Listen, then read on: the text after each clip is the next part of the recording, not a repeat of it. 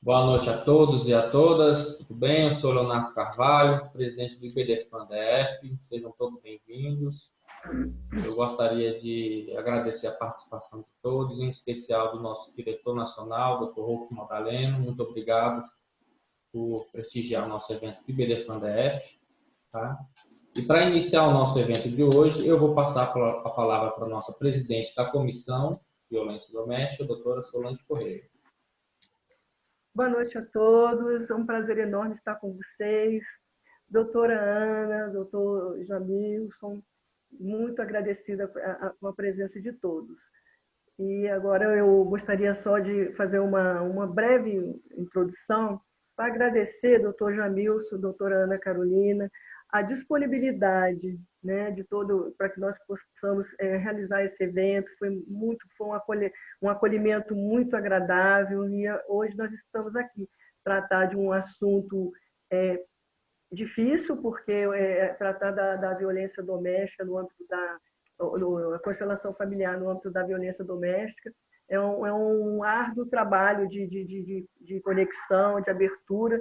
Então, estamos aqui todos de coração aberto para que a gente possa, né, dar início a esse debate, né, muito desafiador, né, mas de muita gratidão, porque as coisas vão acontecendo e a gente vai entendendo todo um sistema, né?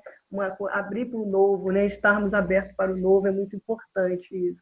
Então, agradeço a todos. Tá? Eu sou uma adepta da constelação familiar, eu sempre fiz e tenho resultados maravilhosos. Então, vamos dar início ao nosso evento e eu vou passar desculpa, gente, eu estou um pouco assim mesmo, atrapalhei um pouquinho. Né? Eu vou agora chamar a doutora Ana Carolina, então, para isso, eu vou falar aqui do currículo dela, para que ela possa dar início ao nosso evento, para que nós possamos começar a trabalhar essa questão da constelação familiar no âmbito da violência doméstica. Advogada especialista em direito de família e sucessões, consteladora, sócia do escritório Madaleno e de Advocacia, professora de pós-graduação em Direito de Família da Fundação do Ministério Público do Rio Grande do Sul, idealizadora da constelação do projeto Ampliando Olhar, realizado nas áreas de violência doméstica e família do Fórum de Novo Hamburgo do Rio Grande do Sul, coautora do livro Síndrome de Alienação Parental, Aspectos Legais e Processuais, Rio de Janeiro, da Forense, sexta edição. Gostaria de também aproveitar e falar que nós temos a presença do Dr. Rolfo Madaleno, que é um prazer enorme estar aqui, uma gratidão, olha, eterna. Viu? Muito obrigada pela sua presença, Dr. Rolf. Doutora Ana, a senhora está com a palavra, a senhora fique à vontade.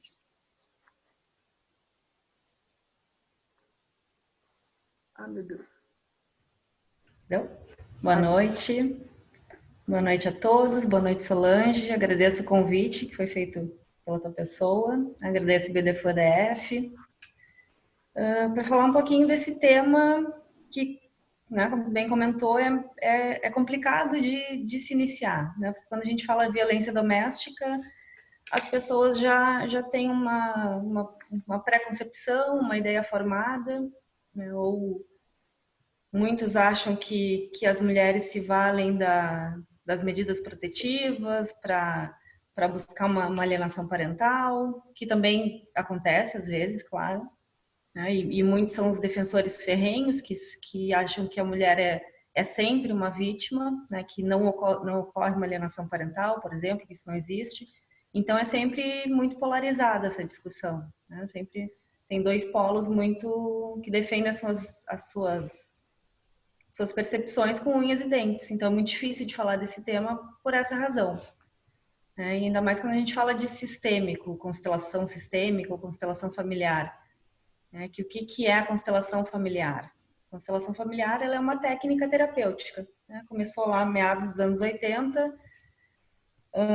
Na verdade, não foi pelo Bert Hellinger. Né? Bert Hellinger era um alemão que foi padre, foi missionário, foi psicanalista, fez teve uma série de profissões na sua vida, né? Muito estudo, ele era filósofo também. E ele, na verdade, ele sintetizou as constelações familiares como a gente conhece hoje, né? As constelações familiares, elas já existiam através da terapia familiar, principalmente ali, acho que era na Califórnia, se não me engano, uma questão assim. Então, pessoas já faziam constelação familiar com esse nome, inclusive. Agora eu não vou precisar o nome da pessoa que fazia, mas depois posso passar para vocês. E ele assistia esses grupos, né? Era uma terapia em grupo, e ele começou a assistir esses grupos e viu que tudo aquilo funcionava muito bem, mas ninguém sabia explicar o que era, né? Uma pessoa ia lá, tinha um cliente, né? Aquela pessoa que ia fazer a terapia. Contava sua questão, seu problema. As pessoas do grupo representavam familiares dele e sentiam e falavam como os seus familiares. E isso não era explicado, né? Porque ninguém tinha explicação alguma do que era isso. Então, Bert Hellinger resolveu estudar como isso funciona, o que acontece nessas dinâmicas, né? Por que as pessoas representam familiares e sentem como aqueles familiares, né? Então, nesses anos todos, desde 70 e poucos, 80, ele começou a pesquisar.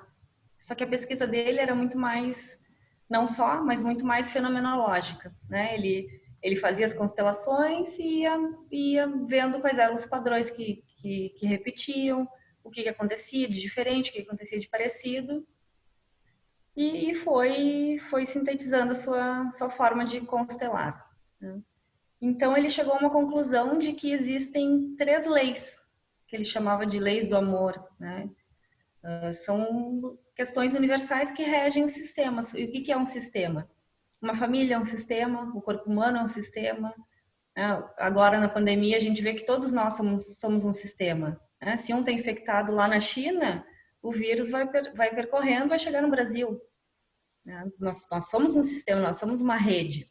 Então, é isso que diz a constelação familiar, que nós todos somos uma rede, seja dos nossos órgãos, das nossas células, todos os seres vivos funcionam em redes, né? A nossa família é uma rede.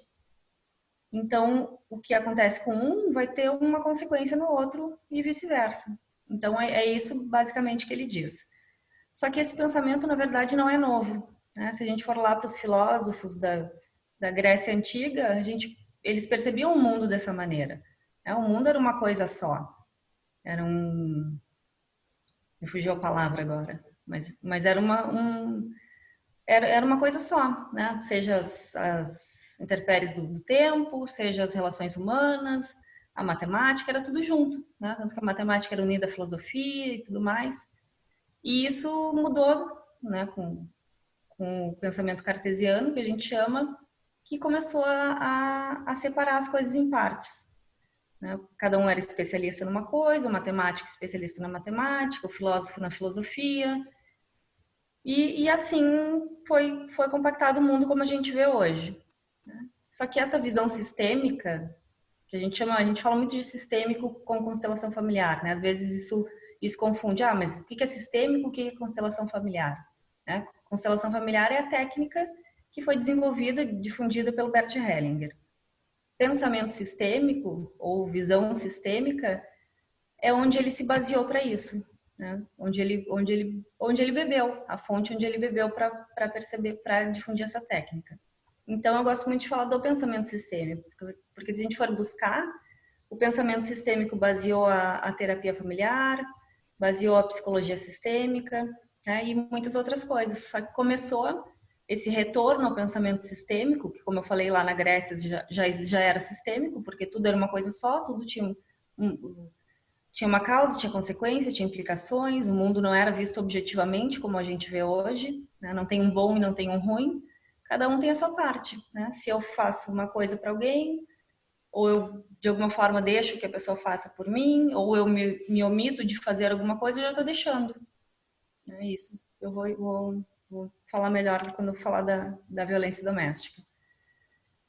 Então, o pensamento sistêmico, ele retorna mais ou menos na década de 50, né, principalmente com Bateson, que era um biólogo. Ele percebeu que as questões da biologia não conseguiam ser respondidas através desse pensamento mais sistematizado, mais matemático, né, que as questões dos seres humanos não conseguiam ser respondidas de uma forma eficaz através desse pensamento que a gente conhece por cartesiano, onde tem um experimento e tem hipóteses e vai lá e confirma as hipóteses. Não, era muito mais do que isso.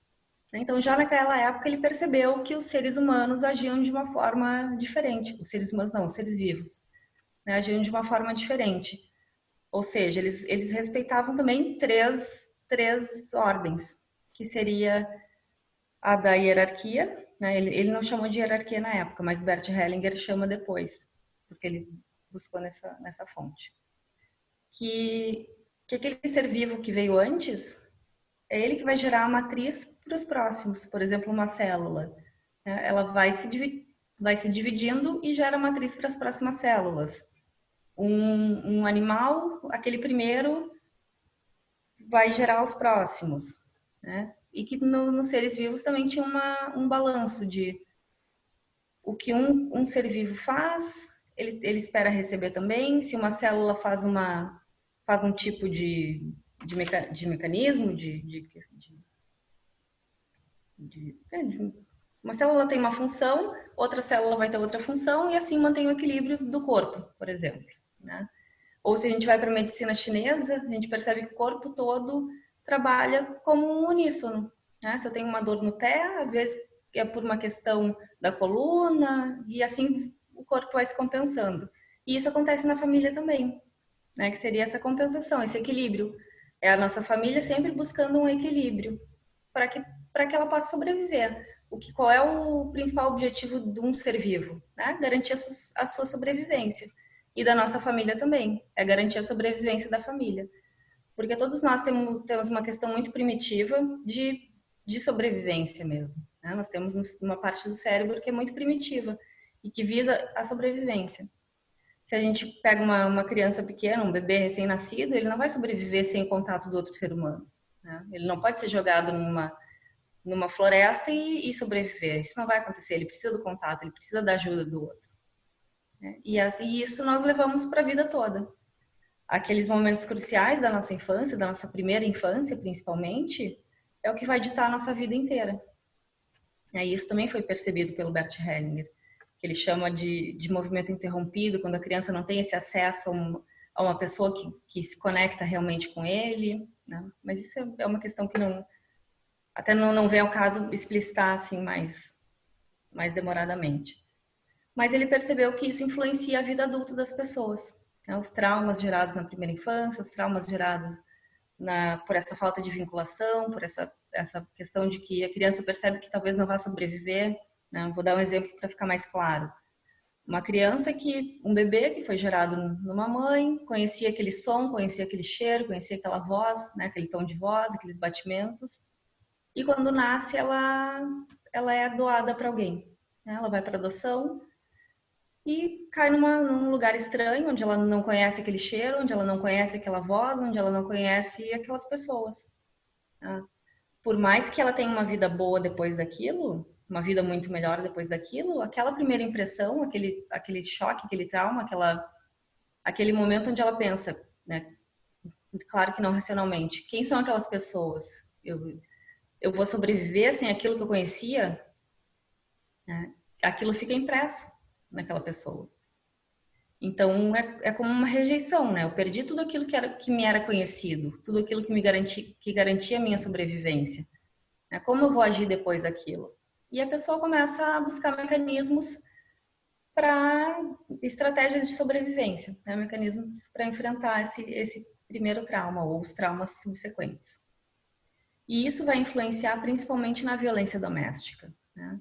As pessoas que ou tiveram uma base de violência, ou tiveram uma base de muita rigidez, ou de um descaso, elas vão buscar esse padrão depois na vida adulta, né? Principalmente com os companheiros, com os cônjuges. E isso não é dizer que aquela mulher que é vítima de violência doméstica, ela buscou aquilo, né? Não, ela não é, ela deu causa. É diferente de ela dar causa, do que ela ter um padrão que busca uma questão assim. O famoso dedo podre, na verdade não é dedo podre. Na verdade são padrões que foram gerados na infância Ou seja, eu só conheci o que é me relacionar dessa maneira. Então, o que é conhecido é o que eu vou buscar. Se eu não sei o que, né? Se eu não conheço outra forma de me relacionar, eu não sei nem o que buscar. É aquela questão do estudante. Ah, tem alguma pergunta? Não, não tem nenhuma pergunta, porque ele nem sabe, nem entendeu o que está acontecendo ali. Então, ele não tem nem o que perguntar. É mais ou menos nesse sentido. Uma pessoa que foi, isso a gente vê muito, os padrões repetitivos da infância, né? Que o Bert Hellinger também fala. Ele fala de uma forma um pouco mais rebuscada, assim, que nós herdamos as heranças dos nossos ancestrais e que até que isso seja honrado, nós não podemos nos libertar disso, né? Na verdade, é muito mais simples, não precisa ter tanta pompa assim. Se eu vim de uma família que me colocava, que me ensinou que a forma de amar era daquele jeito. Por exemplo, a mãe apanhava do pai e depois eles faziam as pazes, né? O que essa criança pequena ela percebe da vida? Que o amor ou que o relacionamento é isso. É uma hora boa, uma hora ruim, uma hora boa, uma hora ruim, e que isso é normal. Então ela vai buscar isso na vida dela porque é o que ela conhece. Todos nós buscamos o que é conhecido, né? Nós não nos aventuramos assim no desconhecido tão fácil, né? Nós buscamos, mesmo que inconscientemente, o que é conhecido. Então, o próprio homem, né? Que a gente fala, o agressor, às vezes ele nem sabe fazer diferente, né? Claro que ele vai ser responsabilizado penalmente, civilmente, ele vai ser responsabilizado, não é retirar a responsabilidade dele, né? Mas mostrar que talvez só penalizando essa pessoa eu não vá resolver o comportamento dele, porque nem ele sabe que é assim, que aquilo é violência, né? E isso eu sempre cito um exemplo lá do Fórum de Novo Hamburgo, de uma constelação que eu fiz, que era que o senhor veio, que também é muito curioso, porque geralmente lá os homens é que se oferecem para fazer as constelações, e ele falou que queria fazer diferente, mas não sabia, né? Ele foi muito sincero, assim, eu bato na minha mulher, eu xingo, eu bebo, eu traio, eu quero fazer diferente, mas eu nem sei. E no meio da dinâmica a gente percebeu que ele tinha sido alienado do próprio pai, né? Porque o pai batia na mãe, bebia, traía a mãe, então a mãe se separou e se mudou de cidade. Então desde os 9 anos esse senhor não via o pai. E uma forma de trazer essa questão sistêmica, trazer essa, né, que nós temos também uma lealdade com a família. Justamente porque é aquilo que nós conhecemos, foi aquilo que, bem ou mal, nos garantiu a sobrevivência. Então, nós somos leais de alguma forma a essa família, por mais que a gente ache que não, né? Às vezes, mesmo eu querendo me afastar da minha família, eu posso ter um comportamento que vai me levar ao mesmo resultado. Eu tenho um comportamento diferente, mas que vai me levar ao mesmo resultado que eu estava tentando afastar.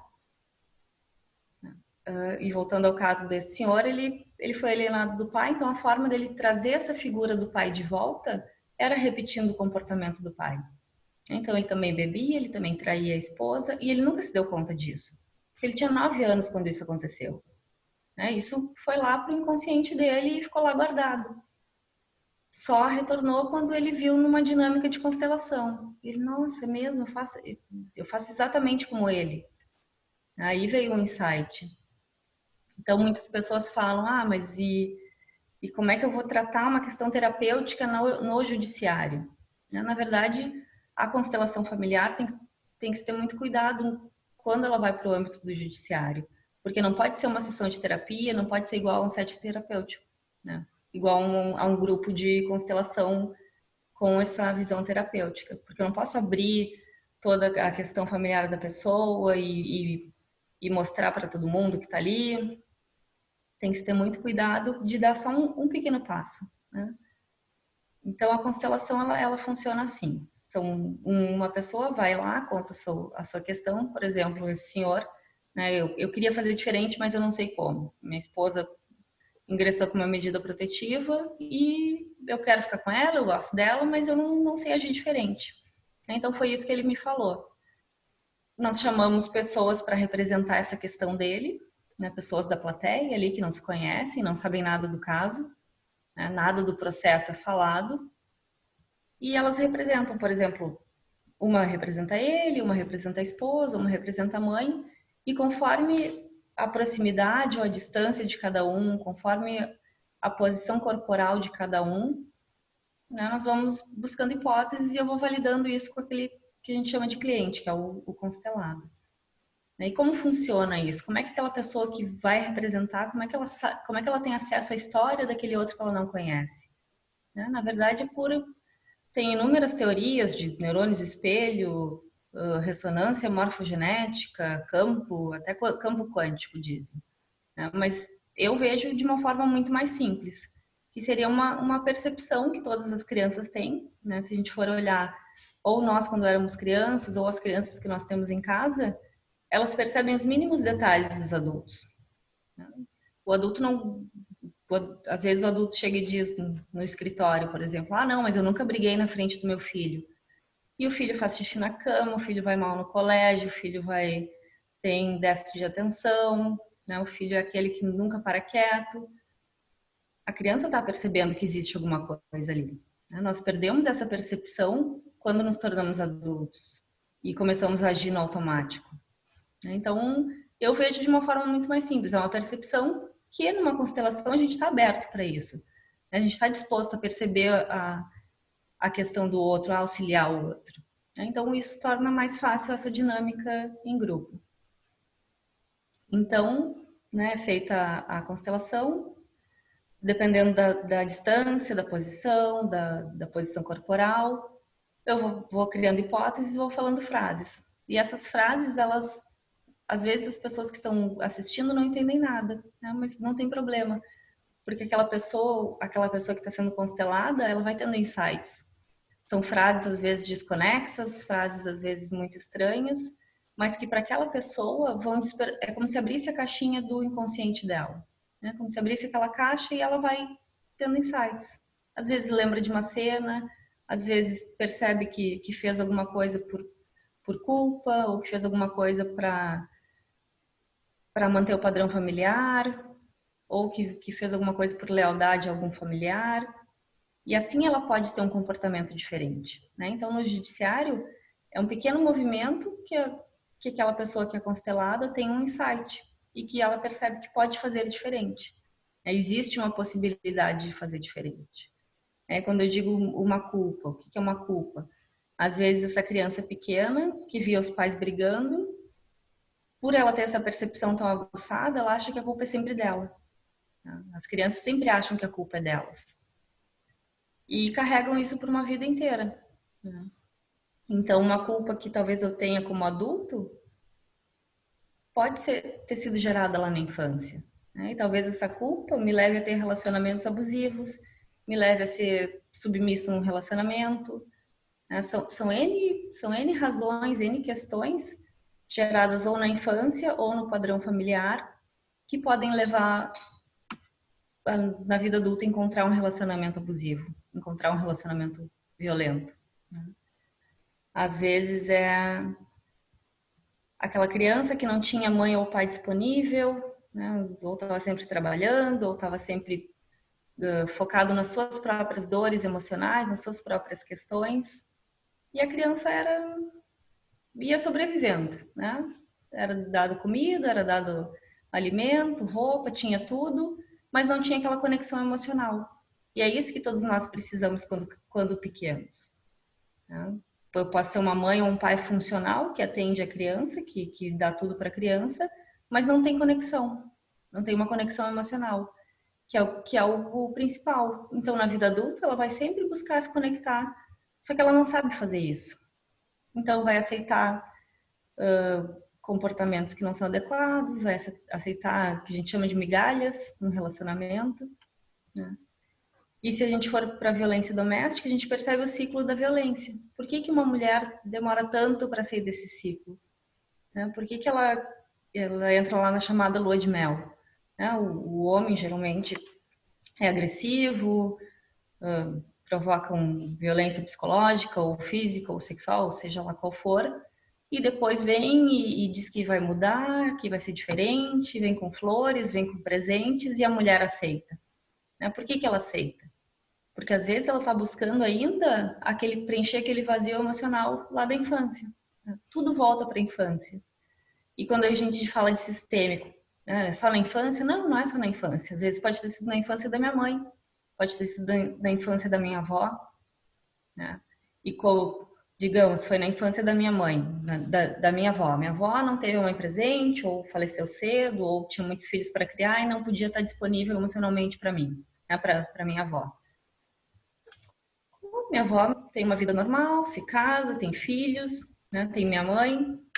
E a minha mãe percebe que essa avó não teve, né? Tem esse vazio por dentro. Então ela essa minha mãe também vai ter um vazio por dentro. Talvez um pouquinho menor, porque a mãe dela conseguiu, né, ser um pouquinho diferente. Eu vou ter um vazio também, porque minha mãe já não teve, ela não sabe passar. Né? O que o um não teve, ele não vai saber passar. Então, assim vai se perpetuando na família. Por isso que a gente chama de sistêmico. Não é uma questão esotérica ou sobrenatural. É uma questão de percepção, que as crianças são aquelas que levam adiante. Elas percebem do adulto, aquilo fica introjetado nelas. Na vida adulta dessas crianças, elas vão passar também, se não se trabalharem, se não olharem para essas questões. E isso vai gerando todo um padrão de violência doméstica e de outras questões na família. Né? Seja um padrão de violência doméstica, um padrão de alienação parental, também acontece muito nesse esquema. Pessoas que não tiveram pai presente ou não tiveram um genitor presente, elas tendem a alienar o outro na vida adulta. É porque elas não conheceram. Né? Agora, só fugindo um pouco do tema da violência, mas para mim são temas muito parecidos, né? São complementares, que uma senhora foi buscar uma orientação jurídica comigo e falou que ela tinha deixado a filha dela de 4 anos, desde um aninho, ela já tinha 4, com o pai. E esse pai cuidava muito bem da menina, né? Atendia todas as necessidades dela. E a mãe, nesse tempo, foi cuidar da avó que estava doente, né? Da mãe dela. A mãe dela faleceu, ela retornou para buscar a filha, que já estava há 4 anos com o pai. Então, para ela era inadmissível que a justiça não devolvesse aquela criança para ela. Né? Mas se a gente for olhar pelo lado da justiça, a criança já está há 4 anos com o pai, está tudo muito bem, por que mudar? Né? Para que reverter uma guarda assim? E ela se dizia que não era ouvida, que acho que até de violência doméstica ela falou, que os homens prevaleciam, né? que o juiz só ouvia o homem, que o juiz só ouvia o pai, não escutava o que ela falava. Né? E eu perguntei para ela como era na família dela. E ela disse, minha mãe me criou sozinha, minha tia criou os meus primos sozinha, minha avó criou meus tios sozinha. Então, para ela, criar os filhos sozinha era como uma força. Ela não podia fazer diferente, né? Se ela fizesse diferente, ela ia se sentir fora daquela família. E essa seria a terceira lei, que lá eu não falei só 2, que é a do pertencimento. Justamente por essa questão de sobrevivência tão forte que a gente tem, né? No seio daquela família, eu sobrevivo. Às vezes mal, né, aos trancos e barrancos, mas sobrevivo. É o que eu tenho de conhecido. Né? Meus pais sobreviveram, meus avós sobreviveram, eu também vou sobreviver, né, naquele seio familiar, ainda que difícil. Então, por essa questão de pertencimento, que é o que Bert Hellinger chama de, né, a lei do pertencimento, nós vamos sempre buscar fazer o que a nossa família faz. Porque deu certo até então, garantiu a sobrevivência dessa família. Então, quando a pessoa tenta fazer diferente, por exemplo, essa mulher deixou a filha com o pai e estava tudo muito bem. Ela tinha um sentimento de culpa muito forte, ela tinha um sentimento de inadequação muito forte, de algo muito errado. Mesmo que se a gente fosse olhar, né, os fatos, estava tudo bem. Não, era um bom pai, cuidava da menina, ela visitava sempre. Mas ela sentiu um incômodo, porque na família dela não era assim. Então, às vezes... E ela não percebia. Ela também não tinha ideia de que na família dela... Ela sabia que as mulheres criavam os filhos sozinhas, mas ela não tinha ideia do quanto isso afetava ela. E quando ela percebeu que realmente, para ser uma boa mãe, é preciso criar a filha sozinha, né, os filhos sozinhos, ela percebeu que não precisava mais dessa ânsia de buscar a menina. A menina estava bem, ela visitava quando queria. Ela até podia buscar depois, mas não com aquela vontade toda e sempre reclamando do judiciário, ah, ninguém me escuta, os homens não me ouvem. Na verdade, ela estava reclamando por um padrão familiar, que o pai dela não foi presente, o avô não foi presente. Então, isso vai se repetindo, da mesma forma na violência doméstica.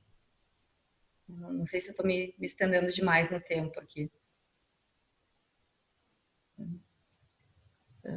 Mas acho que basicamente é isso, agora que eu vi que já são 7h30. Não sei se... Tá tranquilo o tempo. Se quiser continuar, claro. Pode sim. Então, outra coisa que a gente percebe muito quando fala de constelação familiar na violência doméstica. Ah, o casal vai se reconciliar e depois ele vai matar a mulher. Isso eu ouço muito. A constelação, ela não é para reconciliação, né? Existe uma passagem nos livros do Bert Hellinger que diz que a constelação está a serviço da reconciliação. Mas, às vezes, é uma interpretação de texto. Não é a serviço da reconciliação entre um casal ou a serviço da reconciliação entre duas partes que estão brigando. É a reconciliação daquilo dentro de mim, daquela rejeição dentro de mim, daquele padrão familiar dentro de mim, da visão que eu tenho de pai, de mãe, de família. É uma reconciliação interna, uma postura interna. Então, não visa o acordo, né? Não visa juntar as partes, não visa que não se separem. Às vezes, a reconciliação é justamente isso, separar o que está unido demais. Né? Pessoas que vivem em simbiose, e vivem em codependência, às vezes tem que afastar. Então, a reconciliação é conciliar isso dentro de mim, dentro da pessoa que vive isso. Para que ela não precise mais buscar fora o que ela não conseguiu elaborar na sua infância ou no seu padrão familiar. Então, quem fala de violência doméstica e constelação familiar não precisa ter esse receio. É por isso que a gente tem que ter muito cuidado no judiciário. Como vai colocar a constelação familiar no judiciário?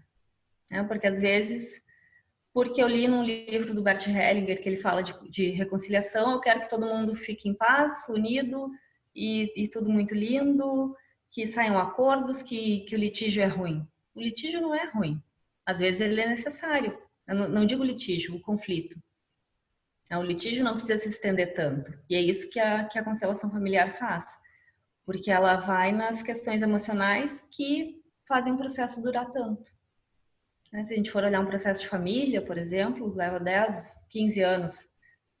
São picuinhas, são mágoas, são emoções que estão ali. Que uma parte coloca no processo, outra parte coloca as suas e nunca se resolve, porque não é ali que vai se resolver. Não é ali não é dali que elas querem tirar. É dessa questão interna. Essa questão interna que tem que ser reconciliada. Quais são os meus traumas internos? Então, a constelação no judiciário, ela é como uma degustação, né? Eu perceber que eu tenho coisas a trabalhar. Não vou trabalhar tudo ali, porque não é o espaço. Né? Mas perceber que existem formas diferentes de fazer, que eu posso sair de um ciclo de uma violência doméstica ou de um ciclo de violência, né, geral, olhando para mim e não só para o outro, né? Olhando para as minhas questões, para a minha família e não só apontando o dedo para o outro. Então, o principal mote da constelação familiar, eu acho que é esse. É o olhar para si e saber que eu tenho uma corresponsabilidade nas situações que eu vivo. Né? Porque, às vezes, não porque eu queira, porque eu busque isso conscientemente, mas porque os padrões que me foram colocados pela minha família, né, e que foram colocados aos meus pais, aos meus avós e toda a minha família, foram esses. Então, se ninguém olhar, isso vai se repetir. No momento que eu olho, eu posso fazer diferente. Eu posso sair de um ciclo de violência mais facilmente. Eu percebo que aquela pessoa não vai mudar se ele não olhar para as questões dele. Eu percebo que aquelas flores, que aqueles presentes não vão preencher o meu vazio interno. Então, eu posso sair, eu posso me fortalecer e sair desse ciclo de violência. Então, a constelação é para isso, para mostrar que existe uma outra forma de fazer. Então, uma forma diferente de me conectar de me conectar com as pessoas, né? Porque às vezes eu me conecto com as pessoas através da violência. É a forma que duas pessoas têm de se conectar, porque foi isso que as duas conheceram, né? Para elas, por mais que doa, é assim. Eu acho que aí eu passo a palavra.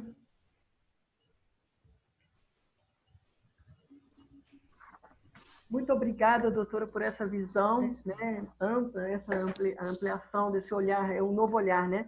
Nós precisamos de olhar para um novo, né, de forma interna, né? Porque são coisas internas, né? Para que a gente possa quebrar padrões, né? Porque a violência vem exatamente nessa repetição de padrões, né? A vida, né, vem sempre na repetição de padrões, principalmente na violência doméstica. Agora eu vou passar a palavra para a Daniela, a doutora Daniela, que é a nossa membro da Comissão de Violência Doméstica. Mas antes disso, eu gostaria de falar do doutor Eduardo Barbosa, que está aqui presente nos prestigiando. Muito obrigada, doutor Rolf, né? Estão aqui com a gente e eu estou muito feliz de encontrar vocês todos, meus colegas aqui da comissão da OAB também, do Núcleo Bandeirante e da ABA Goiânia. Muito obrigada. Passo a palavra agora para a doutora Daniela Venturini, para que ela possa fazer a leitura do currículo do doutor Jamilson Haddad, que é o nosso próximo palestrante, o nosso próximo debatedor. Com a palavra, Daniela.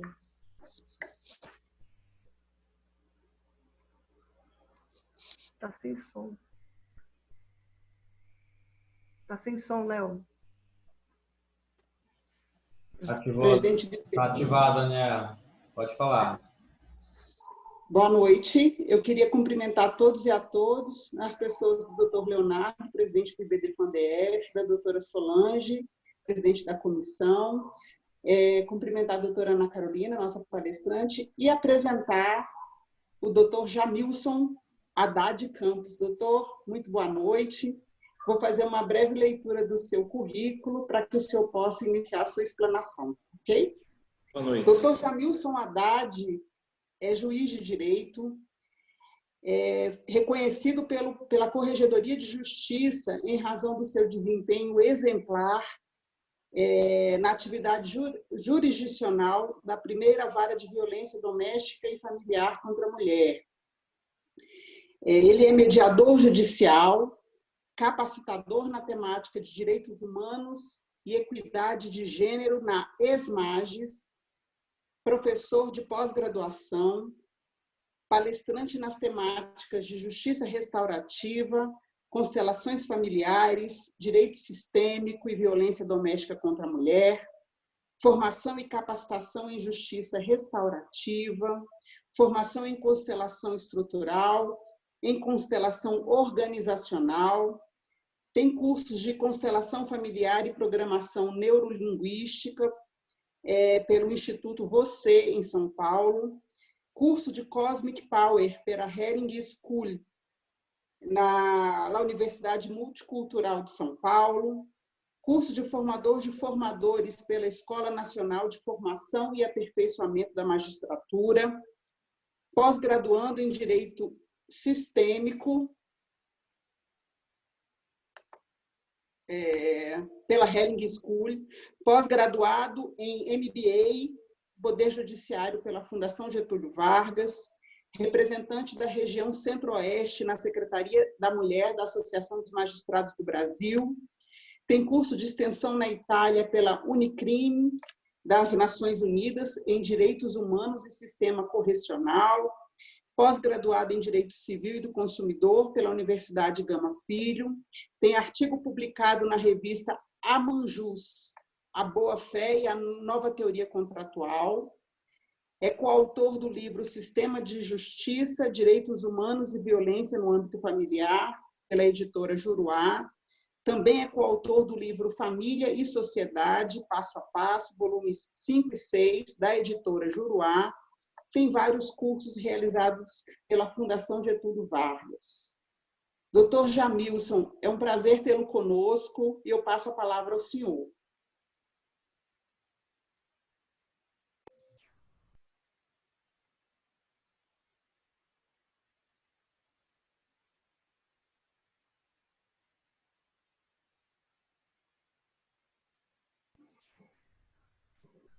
Muito obrigado, doutora Daniela, pela apresentação. Quero agradecer ao doutor Leonardo, presidente do IBDFAN do DF, né, Brasília. É uma honra muito grande estar aqui participando desse evento do IBDFAN, agradecendo ao convite da doutora Solange, que é a presidente da comissão da OAB na temática de violência doméstica, muito feliz e lisonjeado pelo convite. Também agradecer ao doutor Cássio, né, pela presença, pela participação, e a doutora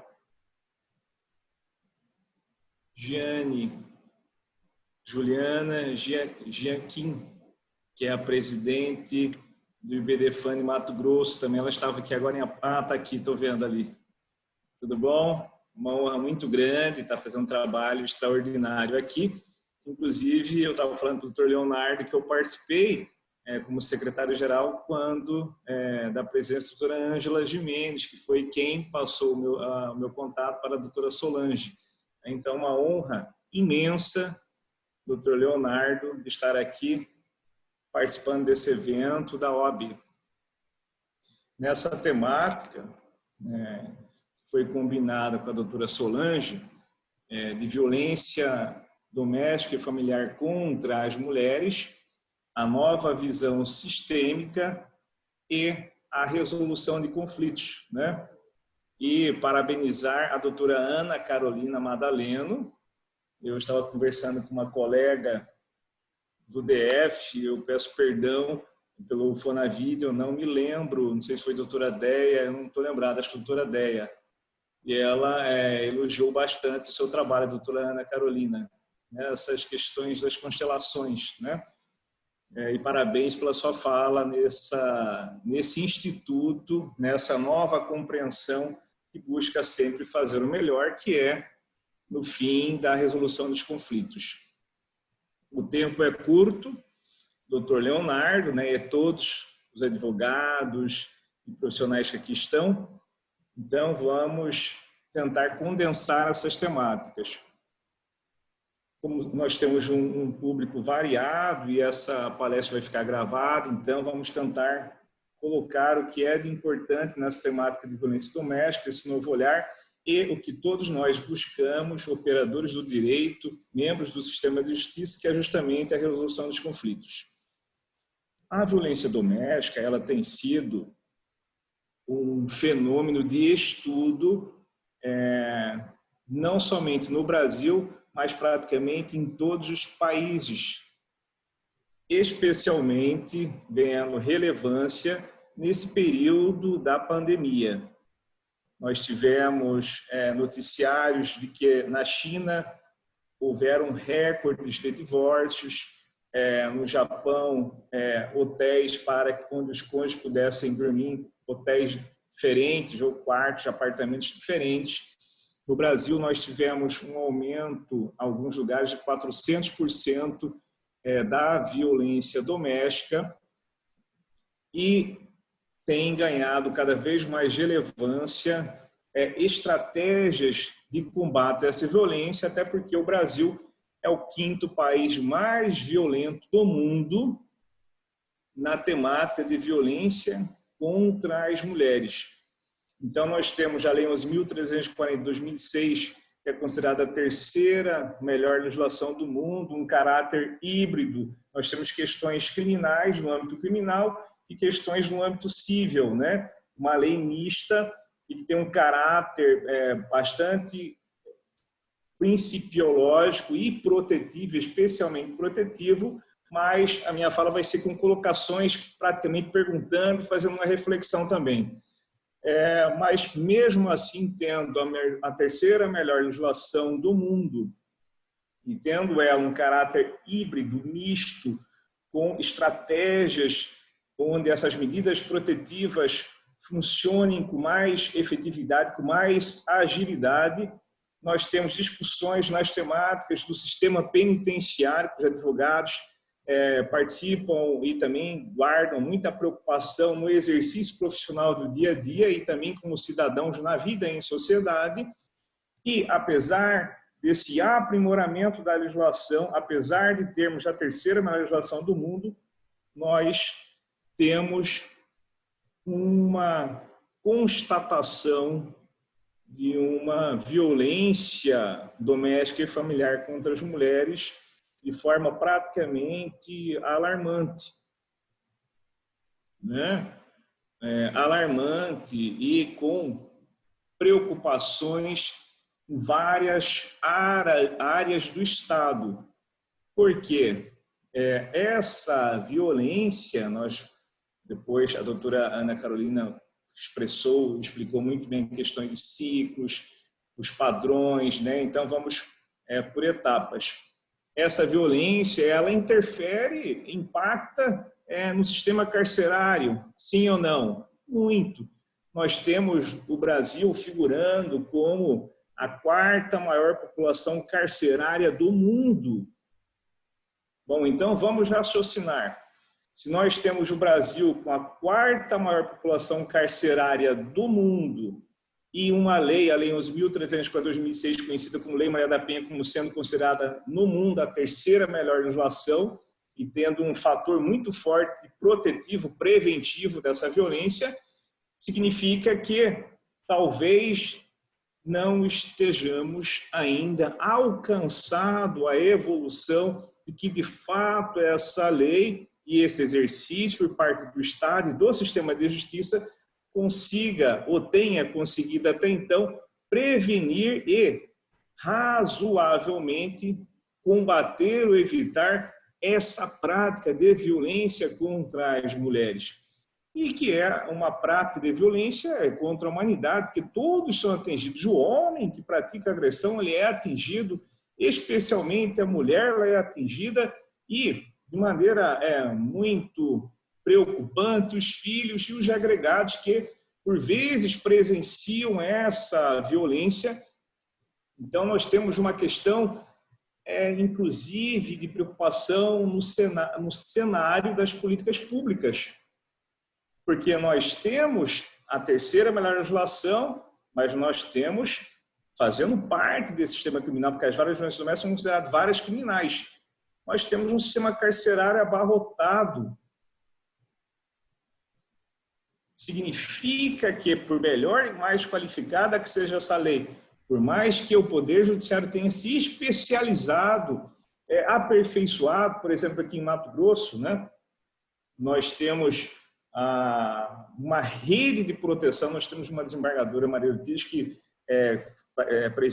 preside a Ser Mulher, que é a Comissão Estadual da Mulher, no Poder Judiciário, com várias ações preventivas, juízes, com palestras, participação à mídia, cada vez mais dando espaço nessa fala de combate à violência doméstica. Nós temos um índice ainda preocupante e alarmante, né? Apesar de todo esse aperfeiçoamento. Por exemplo, em Mato Grosso nós temos a medida protetiva, sai da delegacia online diretamente para o gabinete do juiz, do gabinete do juiz diretamente, questão de minutos na delegacia, ou seja, com ações de muita efetividade no sentido de intimação, às vezes prisão, segregação, afastamento desse agressor, mas essa violência tem índices alarmantes. Nós precisamos raciocinar essas questões, esses fenômenos, esses fatos que fazem parte da nossa vida em sociedade. Isso gera um impacto do sistema carcerário de 1.600, 2.800, depende da unidade da federação, custo de cada preso. Se nós temos a quarta maior população carcerária do mundo, nós temos um custo alto por parte do Estado. Então, nós temos uma preocupação em relação às políticas públicas, que a OAB participe em várias comissões de questões relacionadas a essa violência, seus impactos na vida das pessoas que estejam envolvidos, e essa violência, o que ela traz para a vida em sociedade, impacta no sistema penitenciário, impacta na vida educacional. Nós temos crianças, filhos de adolescentes indo para o sistema escolar preocupados com o que está acontecendo lá em casa. Como é que essas crianças e adolescentes, como é que esses alunos vão conseguir um rendimento adequado em sala de aula, com uma preocupação se não sabem quando chegarão em casa, como é que estarão os seus pais, especialmente a sua mãe, nós temos, por vezes, mulheres atingidas por essa violência com lesões permanentes, né? Afastadas do mercado de trabalho, ou com depressões crônicas, né? Então, significa que nós estamos em aperfeiçoamento. E aí nós colocamos em debate o sistema judicial tradicional, né? Esse sistema judicial tradicional está funcionando a contento. As políticas públicas desenvolvidas na área criminal e na área relacional humana estão sendo efetivas? Me parece que estão em xeques, não estão conseguindo dar uma resposta à altura dessa progressão geométrica que nós estamos vislumbrando na vida em sociedade, nesse fenômeno da violência. Aí nós temos um aprimoramento do novo Código Civil, que trouxe o princípio da eticidade, que traz uma cooperação entre todos aqueles que são, de alguma forma, envolvidos com aquela quebra contratual ou com aquele dano provocado na vida de uma das partes, todas aquelas pessoas que estejam envolvidas, por exemplo, com impacto ambiental, por exemplo, uma relação contratual e todos que são atingidos por aquela consequência danosa, princípio da eticidade.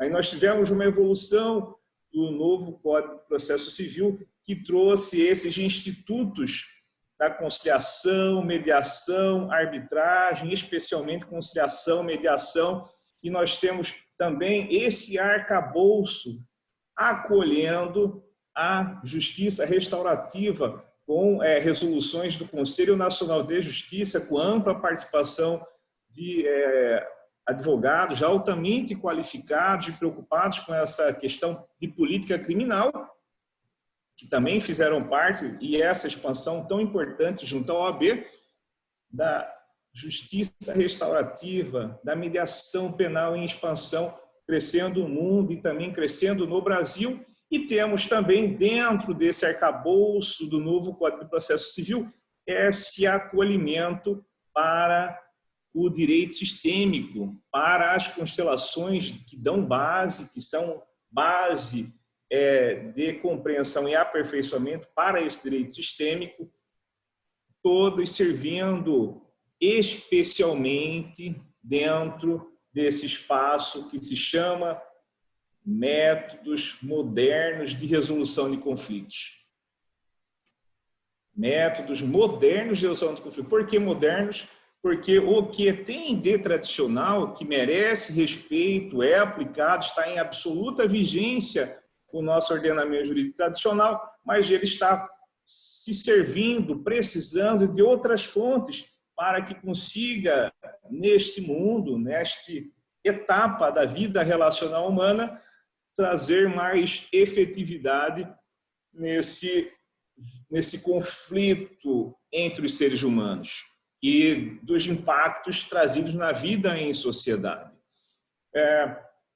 A doutora Ana Carolina muito bem explicou os estudiosos que se debruçaram sobre as leis que regem a vida, os relacionamentos, e que serviram de base e de observação pelo Bert Hellinger, né, que faleceu no ano passado, que trouxe toda a sistematização das constelações com várias fontes que serviram de base a essas constelações. E hoje o direito sistêmico aqui, que foi trazido nessa compreensão pelo juiz Sami Stork. Eu participei, inclusive, do primeiro curso aqui no Tribunal de Justiça de Mato Grosso.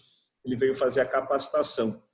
E tudo isso olhando de modo muito respeitoso com o sistema tradicional, mas acoplando, interagindo em conexão e interação de institutos para conseguir ampliar o nosso olhar sistemicamente ou de forma integral, como alguns preferem nesse aperfeiçoamento de visão. Eu, na minha vida pessoal, estava participando de constelação e fiquei impressionado com aquele fenômeno com aquele campo mórfico, com aquele campo quântico, e o que se apresentava. Aí depois fiz vários cursos, falei, puxa, como seria e será muito interessante trazer isso para a vara de violência doméstica, né? Eu sou juiz desde 99, de fevereiro de 1999, estou desde 2012 na vara de violência doméstica aqui na capital. E falei, puxa, como é que nós vamos poder, de alguma forma, ampliar essa efetividade da prestação adicional? E trouxemos, com a ajuda da facilitadora sistêmica Gilmara Tomé, que voluntariamente se prontificou, e começamos a fazer exercícios sistêmicos, né? E nós tivemos uma abertura e acolhimento muito grande pela desembargadora Clarice Claudino, que é estudiosa nessas temáticas, né, integrativas. E houve esse estudo, esse fortalecimento. Nós temos hoje comissões de direito sistêmico, nós temos oficinas de direito sistêmico, nós temos oficina de justiça restaurativa, centros judiciários de resolução de conflitos em quase que todas as unidades jurisdicionais aqui no estado de Mato Grosso. É uma política pública judiciária muito forte pelo Tribunal de Justiça do estado de Mato Grosso. E eu pude observar nessas questões que guardam complexidade, a doutora Solange muito bem falou, e explicado pela doutora Ana Carolina, dessas questões, por vezes, marcadas por fortes posicionamentos, ou na seara apontada para o agressor, ou na seara de proteção para as vítimas. Mas essas questões humanas, elas não são questões onde você fala, é isso, 2 mais 2 são 4. São questões, são fatores complexos, fatores humanos. E cada qual, no juízo de compreensão que tem, sabe o quanto o aspecto relacional ele é vivo. Se é vivo, ele está em constante aperfeiçoamento. Então, essas relações humanas, elas precisam desse fator integrativo de outras fontes de observação por parte dos operadores. Aí ganha, doutor Leonardo, uma especial relevância para a OAB e para os advogados. Eu também funciono como mediador judicial voluntário, de forma gratuita, na Defensoria Pública aqui de Cuiabá, né? Então, eu tenho aquela compreensão como que esses institutos são importantes quando as partes ali comparecem e têm compreensão da interpretação prospectiva, desse se colocar no lugar do outro, desse novo olhar para a compreensão. Assim, da mesma forma, por vezes, por nós estarmos numa sociedade que tem base patriarcal no seu aspecto cultural, e o que é cultura? Cultura são práticas de atos reiterados ao longo do tempo em uma determinada sociedade. Então, nós temos uma vivência com essa compreensão, por vezes patriarcal, durante muitos e muitos anos. Então, precisa-se de uma interpretação, de uma compreensão muito mais profunda em relação a essas leis sistêmicas, do direito sistêmico, das constelações. A doutora Ana Carolina já trouxe, né, especialmente as 3, que é a lei da hierarquia, onde nós precisamos guardar reverência e respeito a quem veio primeiro, especialmente aos nossos pais. Nós temos a do pertencimento, que todos têm direito de pertencer àquele sistema. E nessas relações, imaginem a mulher pertencente ao sistema dela e o homem pertencente ao sistema dele, e essas questões se interagindo. E eu gosto de trazer um raciocínio sobre a programação neurolinguística, né? Eu costumo dizer que esses institutos da programação neurolinguística e das constelações das leis sistêmicas, leis integrativas, elas estão em absoluta conexão, se complementam e dão compreensão para esses institutos em reciprocidade, porque nós temos o ser humano que já tem interferência do meio quando ainda no ventre de sua mãe, ele sofre, interage com aquelas influenciações, tanto é que quando ele nasce, ele reconhece a voz da mãe, o pai quando presente também, as pessoas que participam, músicas, né? E tem estudos que indicam isso. E da mesma forma, a partir do nascimento, ele está em constante interação com o meio, com as pessoas pelas quais ele se relaciona ou que se relacionam com essa criança. E até os 3 anos, principalmente, nós temos a formação principal da coluna dorsal, da formação estrutural da personalidade desse ser. Então, nós temos uma programação linguística onde a criança, o ser humano, vai sofrendo toda interação e aprimoramento na sua própria programação para a vida. Tamanha força da programação neurolinguística. Então, nós temos fatores que vão interagindo e fazendo parte da formação, da repetição de padrão, da compreensão, da observação, que a criança ela é igual um radar. Eu costumo dizer para os pais, quando a gente em exercício sistêmico ou mesmo em audiências de conciliação, que os pais, a criança não precisa presenciar aquela violência. Ela olha, ela tem uma capacidade extraordinária, ela olha nos olhos da mãe e do pai e tem a aptidão, a capacidade de percepção de toda aquela desestrutura da mãe e do pai, de toda aquela violência que eventualmente esteja ocorrendo no seu seio familiar. Então, especialmente quando elas presenciam, é um fator muito marcante, mas também, ainda que quando não presenciam, ela já ofere isso bastando olhar na expressão nos olhos dos seus pais. Elas oferem aquela violência, aquele desequilíbrio, aquele sofrimento, aquela altura, aquela angústia em que os seus pais, seus genitores responsáveis estejam envolvidos. Olha a força desse fenômeno da violência. E nós temos o equilíbrio, a lei do equilíbrio entre o dar e o receber nas relações. Então, quando essas leis são desrespeitadas, produzem-se consequências. E nós temos a formação de cada ser humano nessa programação neurolinguística.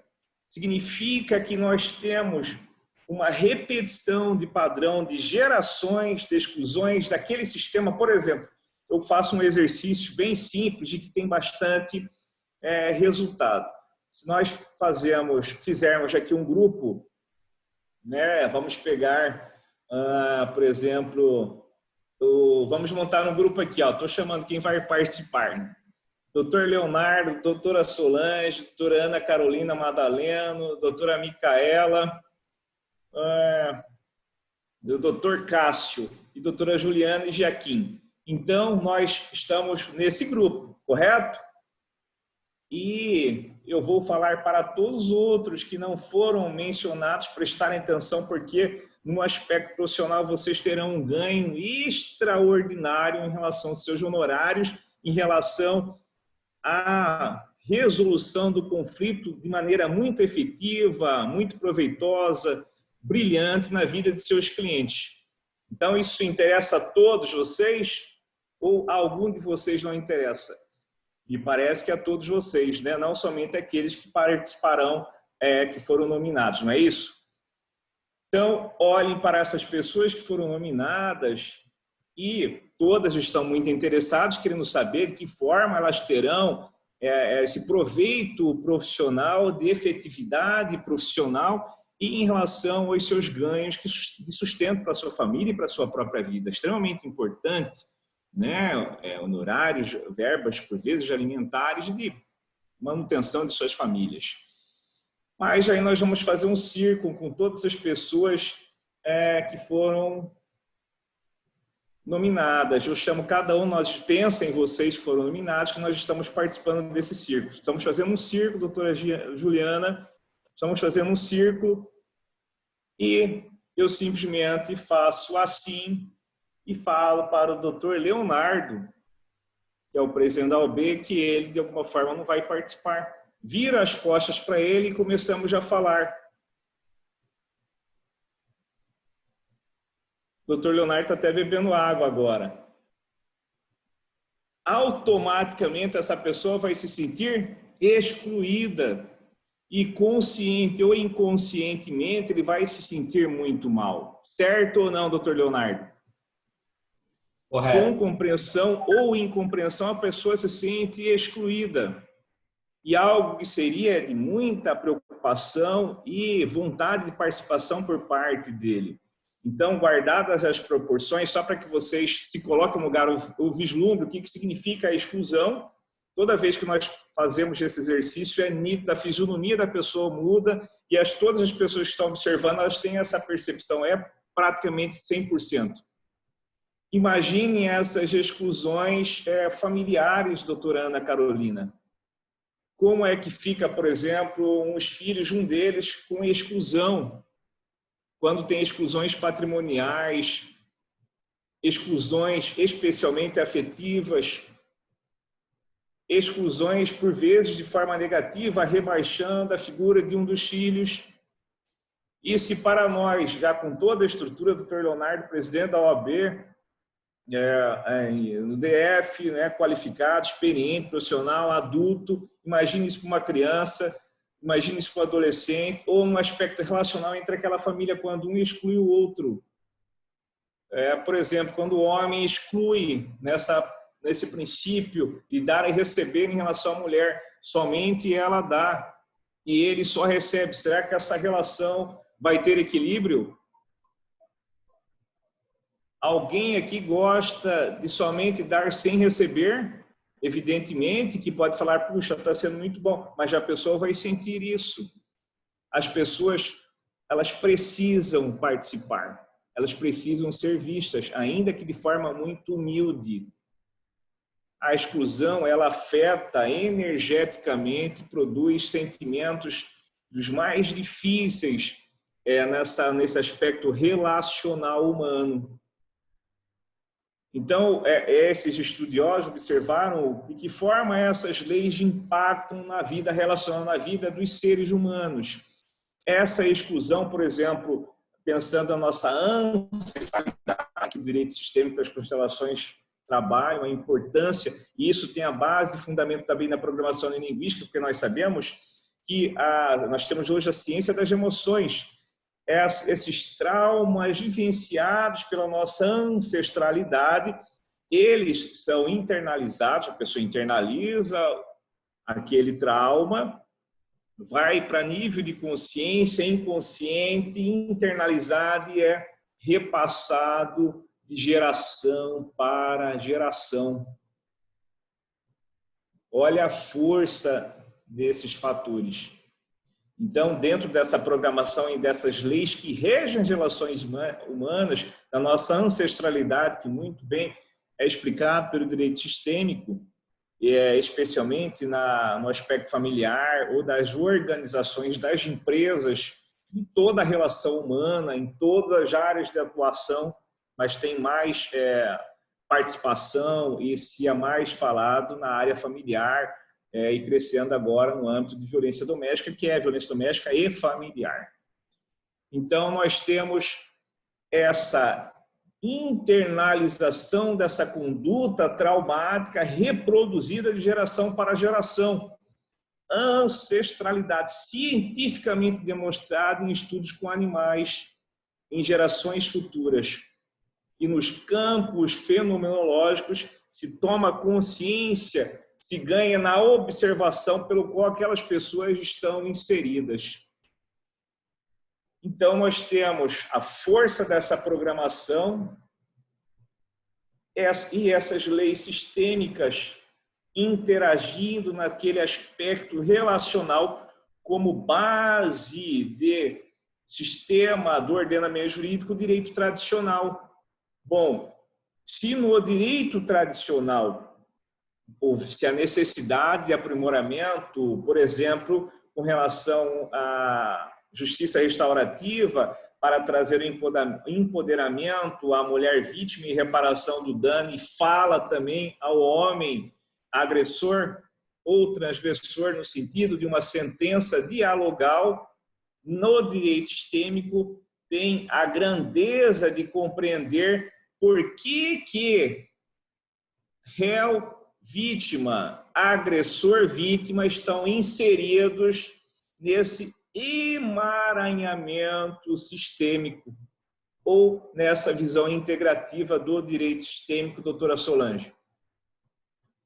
Então, essas questões são extraordinárias, porque, independentemente das questões ideológicas que às vezes interagem em relação às comissões de aprimoramento de políticas públicas de aperfeiçoamento do sistema de justiça, independentemente da religiosidade ou não daqueles que participam desse sistema de justiça ou das partes que chegam ao sistema de justiça, são leis com cientificidade e com uma especial relação de base, de estudo e de compreensão para as relações humanas.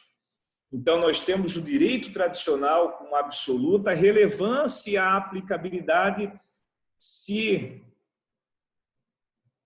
utilizando, eu estou esquecendo, saboreando desses outros métodos modernos de resolução de conflito, dessas outras fontes extraordinárias. Nós estamos o homem está em constante aperfeiçoamento, assim como o nosso ordenamento jurídico, porque esses institutos já fazem parte do nosso ordenamento jurídico, pelo CPC e especialmente também pelas resoluções do Conselho Nacional de Justiça, que faz a administração do Poder Judiciário Nacional, com, inclusive, participação de vários advogados. Então, é do nosso sistema de justiça. Eu costumo dizer que é um caminho sem volta à qualidade do serviço prestado para os profissionais com esse novo olhar. Porque uma sentença, ela não tem a aptidão no sistema tradicional do ordenamento jurídico de compreensão dessas leis que regem os relacionamentos humanos. Esses porquês nem existem. Então, nós temos uma vítima, por vezes, como um partícipe nessa relação processual, um agressor com todo um pano de fundo e, por vezes, de exposição, sem que seja indagado o porquê essas pessoas estão inseridas nesse emaranhamento. Por que eu digo isso? Por que isso tem importância? Porque a nossa lei de execução penal e a sociedade espera que não seja apenas punitivo, ele é o quê? Para punir e ressocializar. Por que eu falei do raciocínio dos institutos? Lembra quando nós falamos da superpopulação carcerária? Se nós temos a terceira melhor legislação do mundo e uma quarta maior superpopulação carcerária no mundo, significa que algo não está se completando, não está fechando para a proteção da sociedade, especialmente do fenômeno da reincidência. Não existem milagres, existem o quê? Tomada de consciência no aspecto que cada uma das partes estão inseridas e da política criminal no sentido de coibir esse fenômeno da violência. Então, com esses cursos que eu desenvolvi, eu costumo dizer que as partes, ao chegarem no profissional, e os advogados têm uma participação extraordinária e muito importante, eu parabenizo todos os advogados que aqui estão, porque se eu sou uma parte, evidentemente, com essa compreensão, quem tem compreensão dessas leis que regem a vida humana, esses profissionais vão ter um plus na qualidade dessa prestação jurisdicional. E essas questões de mediações, elas devem e são acertados honorários quando fala com os seus clientes. E o cliente, sabendo que a efetividade e a questão temporal vão ser muito mais bem alcançadas, ganha uma relevância importantíssima para os profissionais da área do direito. Então, eu costumo dizer, quando nós fazemos esses exercícios sistêmicos lá na vara de violência doméstica, na primeira vara, na qual eu sou titular, aqui em Cuiabá, capital de Mato Grosso, nós percebemos, são 2 projetos, um com as mulheres vítimas de violência doméstica e outros com os agressores. Hoje nós temos um aperfeiçoamento da legislação, agora, de julho, envolvendo a necessidade, determinando que o Estado traga soluções em grupos de reflexão, de tratamento a esses homens agressores. Eu já fazia isso desde 2015 aqui em Cuiabá, porque eu achava fundamental trabalhar os homens agressores. A doutora Ana Carolina falou muito bem que, por vezes, nem compreende porque ele está envolvido naquele emaranhamento, eles não compreendem, por vezes, chegam na audiência revoltados. Então, você tem um aspecto de violência envolvendo toda a família, os filhos, a mulher polarizada, a vítima, e o homem polarizado, ali colocado como agressor. Por vezes, sem se dar conta, sem tomada de consciência de todo esse sistema pelo qual eles estão inseridos nessa repetição de padrão. São vários institutos trabalhando de interação que são necessários de tomada de consciência e observação e estudo. Por exemplo, quando aquela criança que pode olhar nos olhos da mãe, sem que a mãe fale nada, ainda que ele não tenha presenciado a violência, ele vê, enxerga e assimila aquela desestrutura de sofrimento da mulher, da mãe que foi agredida. E a desestrutura também do pai, que por vezes ele se sente completamente desestruturado emocionalmente, depois que pratica essa violência. Ele toma consciência do efeito, das consequências na vida dele, na vida da mulher vítima, na vida dos filhos, e já praticou a ação. Então, ele vai também de forma, às vezes, revoltado, porque ele acha, às vezes, que foi até injustiçado. Então, quando nós fazemos esses exercícios sistêmicos, as mulheres não sabem por que elas estão inseridas naquele relacionamento abusivo. Por que elas têm dificuldade de romper com aquele relacionamento. Nós temos várias questões psicológicas de estudo também, a codependência. Tem indicativos que dizem, doutora Juliana, que essa codependência, por vezes, ela gera um vínculo maior que uma dependência química.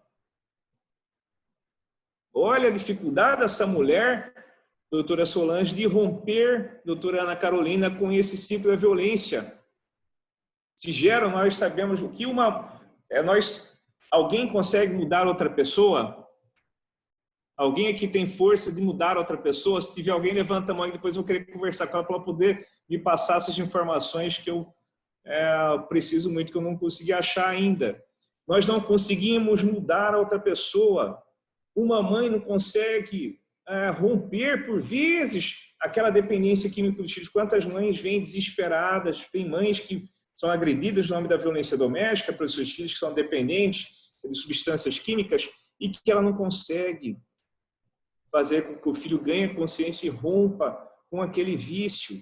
Nós sabemos, eu quando fui juiz da infância, doutora Ana Carolina, todas as audiências preliminares, aquela audiência preliminar que nós fazemos dos já fracionais em relação aos adolescentes que respondem na vara de infância e juventude no aspecto infracional, todas tinham ausência do pai.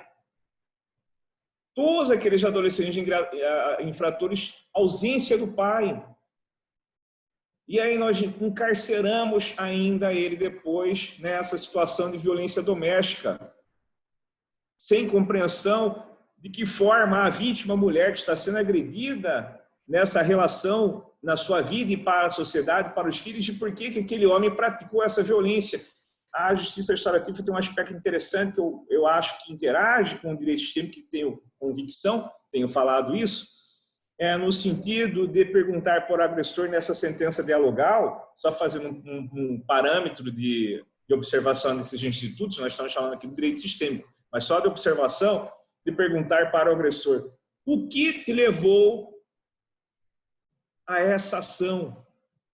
Porque eu tenho observado que, por vezes, esses agressores eles não têm conhecimento ou consciência do impacto de sua violência na vida da vítima. Por vezes, são repetições de violência, sem que ele, ao menos, tenha consciência dos efeitos dessa violência. Para ele, que, por vezes, vai para o sistema carcerário, para a mulher vítima dessa violência e para os filhos, dessa repetição do ciclo. Com certeza, ele não deseja aquilo normalmente para os filhos.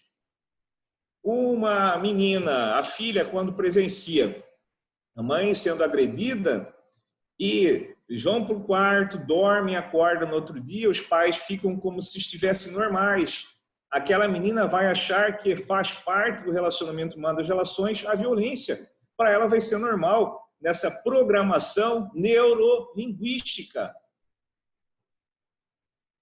Evidentemente que isso vem também de questões de ancestralidade, de quem nos antecedeu, são várias questões, mas o nosso tempo é curto. Nós estamos raciocinando esses institutos. Da mesma forma, nesse ciclo da violência, o filho, quando presencia o pai espancando a mãe e depois ficando como se fosse normal no outro dia. Ele vai achar que é normal agredir a figura feminina, a figura da mulher. Na repetição desse ciclo da violência. Olha a força que esses institutos têm para a vida em sociedade, essas implicações na vida. Eu costumo dizer, se nós temos uma lei de execução penal e uma visão constitucional principiológica com relação à dignidade da pessoa humana, e essa violência doméstica, ela viola a dignidade da pessoa humana, isso tem sido ponto de vários estudiosos no mundo, e hoje, com esse aperfeiçoamento que eu achei excelente de aprimoramento da Lei 11.304 de 2006, de grupos reflexivos para os homens agressores, que por vezes também foram vítimas ou estão repetindo padrões em relação ao pertencimento do seu sistema familiar. Só para poder explicar isso, para ficar mais didático de compreensão, vamos imaginar numa relação vítima-agressor. Mulher vítima, homem agressor. Lembra que nós precisamos pertencer ao nosso sistema? Quando eu fiz aquela exclusão, quando o Dr. Leonardo bebeu água e falou, é verdade, realmente a gente sente? É esse mesmo raciocínio. Tem o sistema do homem agressor e o sistema da vítima dessa violência. E nós temos os pais do agressor, os pais da vítima, os avós, bisavós desse sistema familiar. Nós temos o aspecto cultural, que é prática de atos reiterados ao longo do tempo em uma determinada sociedade, em cada uma dessas pessoas, durante anos, na sua ancestralidade. E essas leis que foram, de maneira extraordinária, estudadas por esses grandes estudiosos que viveram para isso, a exemplo dessa estruturação trazida de todos esses estudos de base de fundamento pelo Bert Hellinger, alemão. Interagindo, vítima, agressor, todo esse sistema. Então, se nós tivermos uma exclusão nesse sistema do agressor, por exemplo, a alienação parental, uma exclusão em relação à sua ancestralidade, uma exclusão no seu sistema familiar, o sistema dele vem com muita força e traz à tona aquela exclusão e vai reorganizar com essa repetição e trazendo à tona aquela exclusão. E da mesma forma, a mulher vítima dessa violência doméstica com o seu sistema de grupo familiar, com as exclusões ocorridas em sua vida e em sua ancestralidade. Olha só, várias ferramentas. Nós temos repetição do ciclo da violência, nós temos programação linguística que transmite de geração para geração, e nós temos essas leis relacionais humanas que regem a vida humana, do direito sistêmico, das constelações, pertencimento, hierarquia e equilíbrio entre dar e receber, todas interagindo. Significa que a mulher, quando olha para o homem, nessa relação conjugal, quem que ela vê? Ela vê só o homem ou ela vê o sistema familiar dele também? Ela vê o sistema familiar dele também, porque ele traz a estrutura de formação do seu sistema familiar. Evidentemente, cientificamente, Eu costumo dizer nas audiências, eu falo para a mãe e para o pai, olha aqui, ó, tá vendo aqui esse coração? Olha lá. Então, nesse coração, nós temos o que? Eu falo assim para as pessoas tomarem consciência em relação aos filhos. No nosso coração, no coração de todos vocês, nós trazemos quem? 100% da estrutura genética do óvulo, quando com o espermatozoide do pai, óvulo, espermatozoide de quem? 100% do aspecto genético da mãe e das suas dores, traumas emocionais, ciência das emoções, inclusive de sua ancestralidade. E do pai também, 100% do aspecto genético do pai. Isso é científico. Científico. Geneticamente, essa estrutura orgânica, genética do pai e das relações humanas, de dores trazidas pela vivência e pela sua ancestralidade. Então, está ali dentro do coração quem? Do homem agressor tem a mãe e o pai dele, sua ancestralidade dentro do seu coração e da mãe também, da mulher vítima também. Então, quando esse olhos enxergam além do agressor, eles enxergam quem? O sistema desse agressor. E ela age com a consciência dela. Nós temos a nossa consciência e a nossa inconsciência. Então, nós interpretamos esse nosso grupo familiar de forma com a nossa consciência boa. E a nossa consciência boa, não dá para explicar sobre isso, que o tempo é pequeno, mas ela faz uma interpretação por vezes negativa da família dos agressores.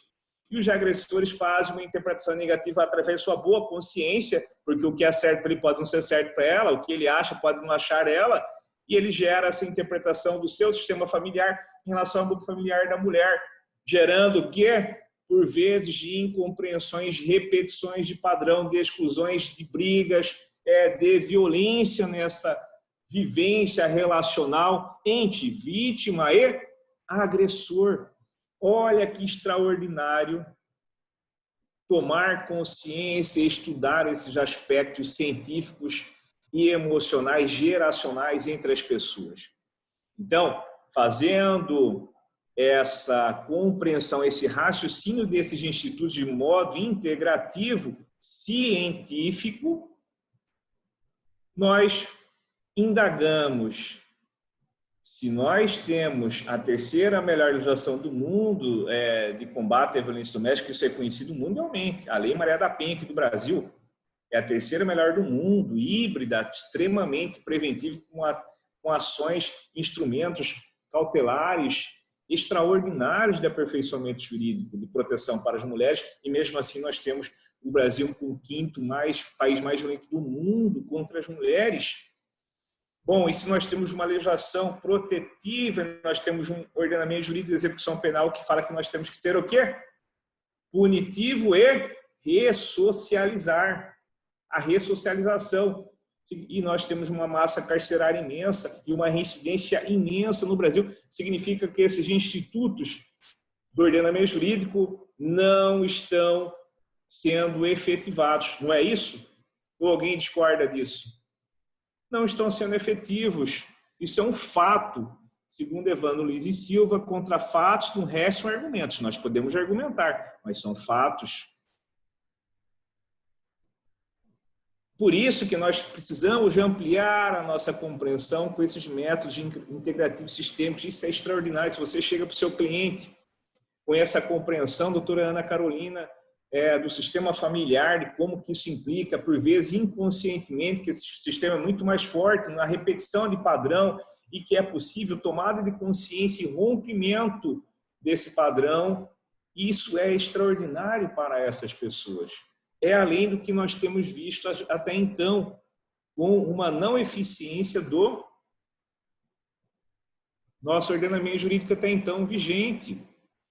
Eu costumo perguntar, bom, todo mundo a sociedade quer a prisão, porque nós sentimos inseguros, não é isso? Muitos estudiosos estão dizendo que a gente se sente mais preso dentro de casa do que, por vezes, aqueles que estão com vontade de gerar dano na vida de outrem estão na rua. Isso é uma fala, um linguajar comum na sociedade, né? Não é isso? é a prisão, a prisão, a prisão. Mas eu pergunto, se a sociedade quer a prisão e nós temos a quarta maior população carcerária do mundo, significa que ela não está se sentindo segura. E com uma alta taxa de reincidência. Às vezes nós pegamos, quando é ato infracional, nós pegamos adolescentes com uma ficha sem repetição de 30 atos infracionais. Quando eu faço audiência de custódia, a gente pega a pessoa que acabou de retirar a tornozeleira eletrônica, caindo ali de novo, no flagrante delito. E com situações de profundo sofrimento, acabou de ficar preso, está na progressão de regime semiaberto, vai e volta a reincidir na primeira oportunidade. Significa que esse sistema tradicional não tem conseguido estudar, auferir os porquês, e no sentido especialmente de cumprir com a finalidade da ressocialização, não só comente o caráter punitivo. O ordenamento jurídico ele precisa ser e deve ser aplicado, mas nós temos que trabalhar para a reintegração social, pela ressocialização. Então, eu costumo perguntar para as partes, pergunto para todos vocês aqui. O que vocês preferem? Já que a sociedade cobra somente a prisão. O que vocês preferem? Quando estiverem com a sua família ou com os seus entes queridos, né, com aqueles que lhes são caros, pela calçada, vocês estão caminhando pela calçada, por exemplo, com seus filhos. Vocês querem encontrar nessa mesma calçada com quem lhes lesionou ou praticou uma violência extrema ou grave, que passou esse agressor, que tenha passado pelo sistema tradicional, punitivo, ou por um sistema que faz com que ele tenha uma tomada de consciência e não volte a reincidir naquela prática delitiva. Quem opta pelo primeiro sistema, apenas o sistema punitivo, levante a mão aí. Ninguém, exatamente isso. Ninguém. Então, como que a sociedade quer tanto somente a prisão? Vamos raciocinar isso. É incongruente, é dissonante. Significa que nós precisamos de sistemas de ressocialização efetiva. Por isso que nós estamos ganhando, e isso é muito importante para os advogados tomarem essa busca cada vez maior desses sistemas integrativos, porque para o cliente isso é extraordinário, porque traz uma efetividade nessa resolução, traz uma tomada de consciência. Quando eu faço isso aqui, para o pai e para a mãe, que dentro do coração dos seus filhos tem exatamente esse pai e essa mãe, e quando nós excluímos o pai, por exemplo, quando ocorre alienação parental ou pela mãe ou pelo pai, o que lá provoca? Olha lá. Olha aquele vazio.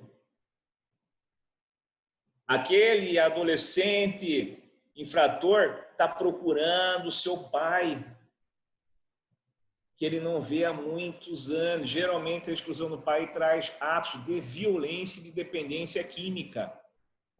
A exclusão do pai, atos de violência e dependência química. A exclusão da mãe, ausência de força, doutora Juliana, para a vida.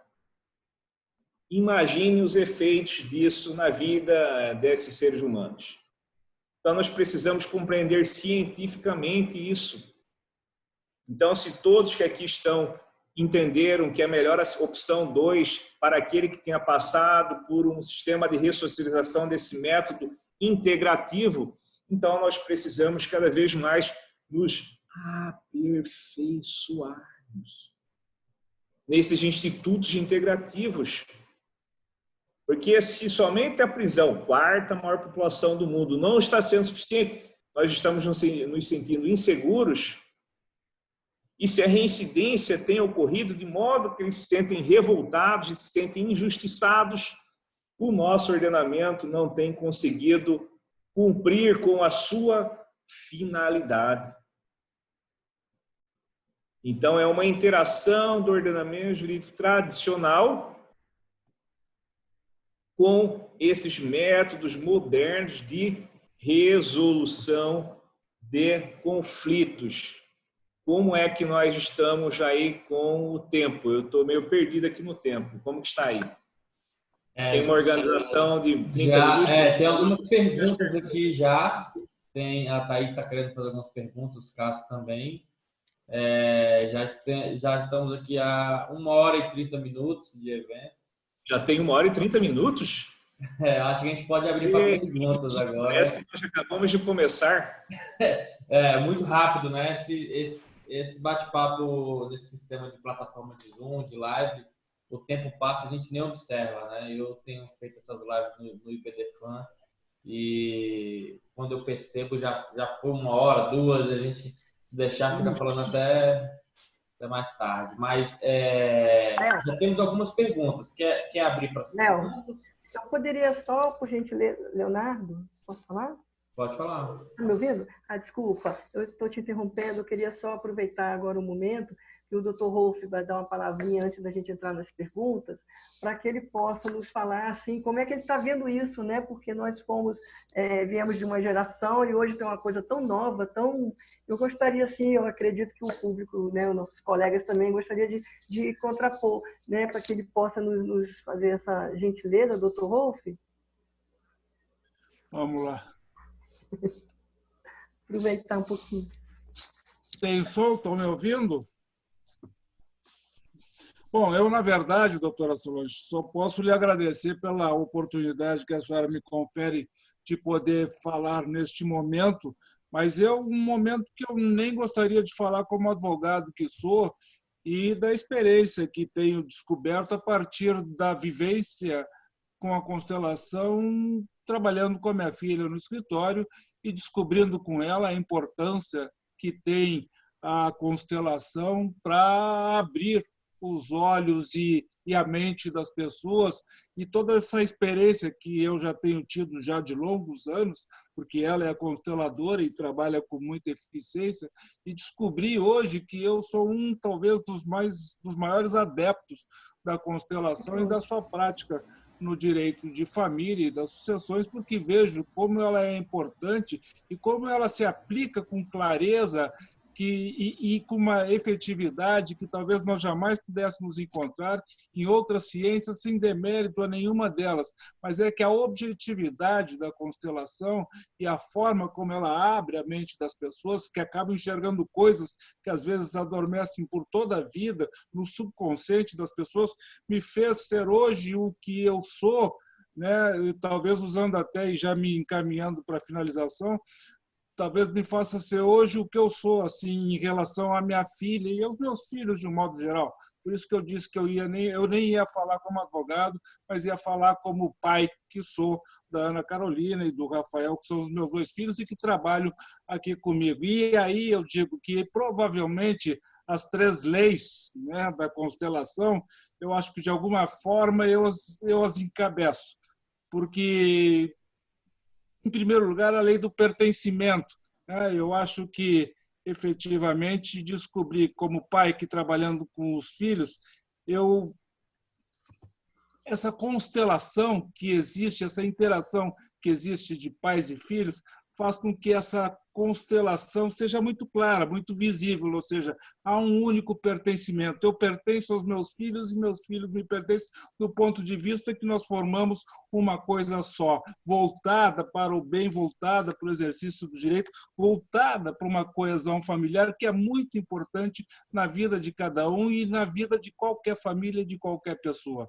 E isso é uma forma que eu vejo de que se tenha esta lei do pertencimento. A hierarquia, só do ponto de vista da idade cronológica, porque a hierarquia é a sapiência, é o conhecimento, é a troca dessas informações.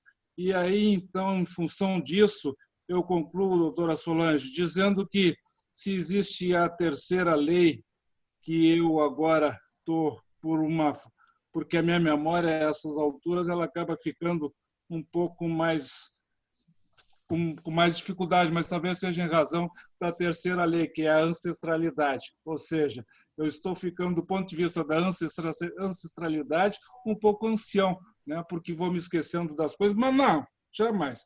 vou me esquecer de agradecer a todos que tiveram a paciência de me ouvir. Jamais vou me esquecer de saber que o que me faz feliz é saber que eu pertenço a uma constelação de uma família que muito me orgulha, como todos vocês me orgulham pelo fato de que todos vocês pertencem ao meu coração, e agradeço porque tiveram essa paciência de me ouvir. Muito obrigado. Obrigada, doutor Rolf. Muito obrigada. Muito obrigada. Agora vamos passar as perguntas, né, Léo? Eu só vou me despedir, eu estou no escritório e ainda tenho que ir para casa, senão provavelmente eu não vou mais pertencer à minha esposa. Boa noite, muito obrigada pela sua presença, doutor Rolf. Obrigado, um abraço, doutor Jamilson. Um abraço. Obrigado. Agora nós vamos passar para as perguntas, né, Léo? Solange, tem uma pergunta aqui da Thaís. Né? Se a Thaís puder habilitar seu áudio e fazer a pergunta, a gente acho que facilita aqui para a gente. Estão me ouvindo? Boa noite. Boa noite, Thaís. Primeiramente, né, parabenizar os nossos palestrantes pelas exposições tão claras, né, e didáticas que presentearam a gente essa noite. E a minha dúvida é no âmbito da violência sexual, tanto contra a mulher quanto os filhos. E aí eu gostaria de ouvir da doutora Ana Carolina e do doutor Jamilson se há uma aplicação da constelação para tratar essas práticas e se a constelação também pode auxiliá-los, né, auxiliar as vítimas a romper com esse ciclo dessa violência.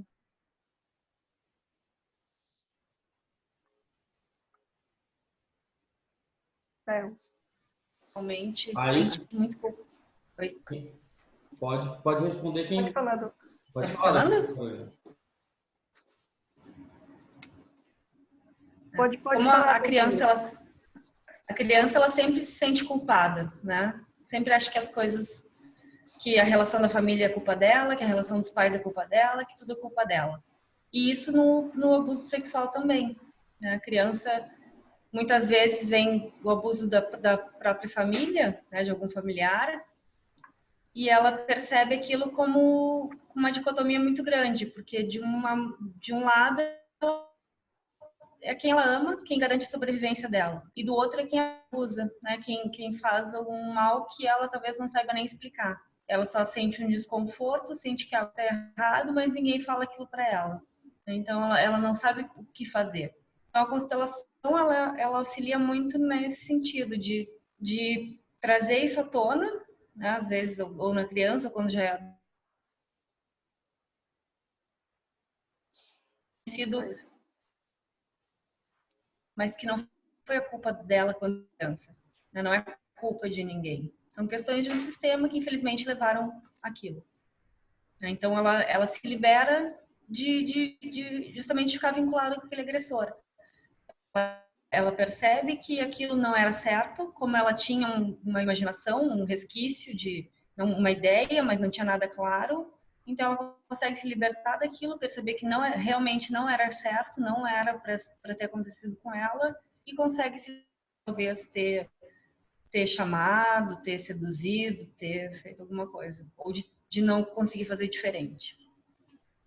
É sempre num empoderamento, numa busca de autonomia daquela pessoa que está sendo constelada. É o que eu vejo, assim.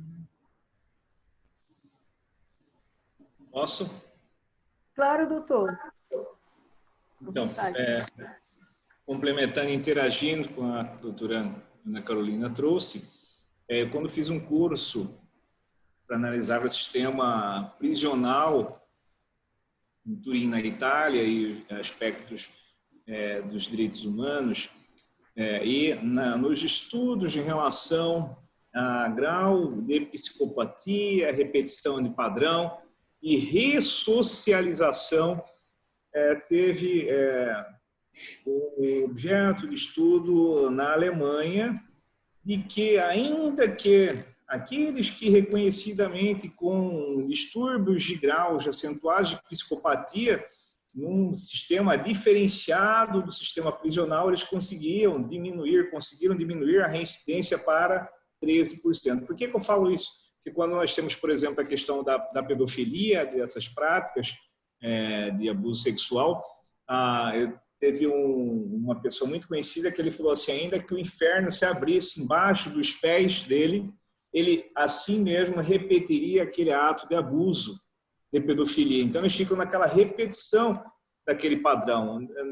Nas questões sistêmicas, é um ato de violência também, né? A violência doméstica é violência sexual, patrimonial, violência física, violência moral, né? E psicológica. Então, a violência sexual é uma das violências domésticas em relação à mulher. Mesmo a esposa, quando ela não está disposta, não quer, e o homem a obriga a manter aquela relação, ou nessa relação de namoro também, término de namoro, quando o agressor não aceita aquele rompimento, vai lá e pratica esse ato de estupro. E nós temos também repetições de padrão. Geralmente, a força da programação neurolinguística e da ancestralidade, essas repetições de padrão. Nós observamos que aquele menino que foi abusado pelo seu pai, pelos seus pessoas que ele tinha uma relação de parentesco, geralmente, ou de proximidade, vizinhos, amigos, ele costuma repetir esse ato de abuso sexual. Essas exclusões, esses abusos, eles retiram o equilíbrio emocional por parte das vítimas dessas crianças. Eles fazem com que seja incluído em seu sistema, por vezes inconsciente, essa prática que, por vezes, o torna ou vítima dessa relação ou autor desse ato de abuso sexual, doutora Thaís. E essa relação com muita dificuldade nessa codependência. Só para analisar o aspecto da mulher, nós estamos falando sobre violência doméstica, então trazendo para essa violência sexual, doutora Thaís, se me permite. Então, nós, nessa codependência, imagina aquela mulher, por vezes, com dependência econômica, dependendo desse agressor. Olha só a codependência, a dificuldade, ela se torna doente naquela relação conjugal. Muito difícil, ela não tem nem como se ela tem muita dificuldade de romper. Ela tem os filhos que amam também aquele pai. Ela tem um homem que ela também ama e que, por vezes, está repetindo aquele padrão que ele foi vítima também. Por isso que nós, quando colocamos na sentença dialogal no Instituto da Mediação Penal, ganha uma força extraordinária o quê? A reparação do dano para a vítima e a pergunta: por que você, réu, praticou essa conduta? Aí nós conhecemos, quase como se fossem circunstâncias judiciais do artigo 59 do Código Penal, do sistema tradicional, o que levou aquele homem, como foi a vida, se ele foi vítima também, e isso empodera, diminui a relação, o batimento cardíaco das partes e ameniza a relação. E nessa lei do pertencimento, lei da hierarquia, é muito importante que os filhos, isso talvez seja um dos melhores recados que eu possa dar sistemicamente para todos que estejam participando desse nosso bate-papo. De maneira incondicional, doutora Thaís, o que quer que tenha acontecido, os filhos devem guardar gratidão para com os seus pais. Porque no coração, quando ele exclui aquele pai, quem que ele está excluindo? Ele mesmo, porque dentro dele tem aquele pai e aquela mãe. Nós precisamos compreender, não só exercer o julgamento, mas a compreensão para depois o julgamento. Precisamos compreender.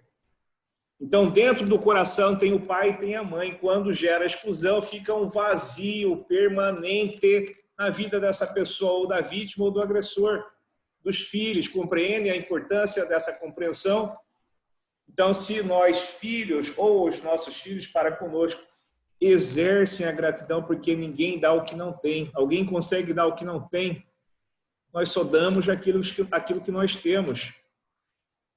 Se exerce a gratidão para os nossos pais, eles são grandes, nós somos pequenos, ainda que nem estejam mais aqui, já estejam mortos, ou não façam mais parte daquela relação próxima com os filhos, mas internalizar aquela imagem, exercício de gratidão em seu coração, aquele pai e aquela mãe que deram o que eles podiam dar. Por vezes foram vítimas também nessa repetição de padrão, inclusive de abusos, que às vezes essas alienações, exclusões, essas violências geram depressões crônicas, que a pessoa não consegue mais romper, inclusive suicídios. né, doutora Thais? São vínculos muito fortes, mas o principal ganho que eu tive dessa compreensão foi olhar de maneira respeitosa para a vítima e para o agressor. Porque quando nós olhamos com um olhar respeitoso também para os agressores, nós damos a oportunidade de fazer um exercício de tomada de consciência, romper com esse padrão e não mais ser um risco para aquela vítima ou para outras mulheres vítimas também. Uma tomada de consciência, um rompimento desse padrão, desse ciclo de violência, desse emaranhado dessas leis sistêmicas. Cássio? Oi, doutora Solange. A minha pergunta é para a doutora Ana Carolina. E é um prazer, doutora Ana Carolina. Eu não falei com a senhora no início e eu agradeço a sua palestra. A minha dúvida é em relação à questão das constelações, né? Como as constelações, na prática, têm auxiliado na justiça restaurativa e também no âmbito penitenciário.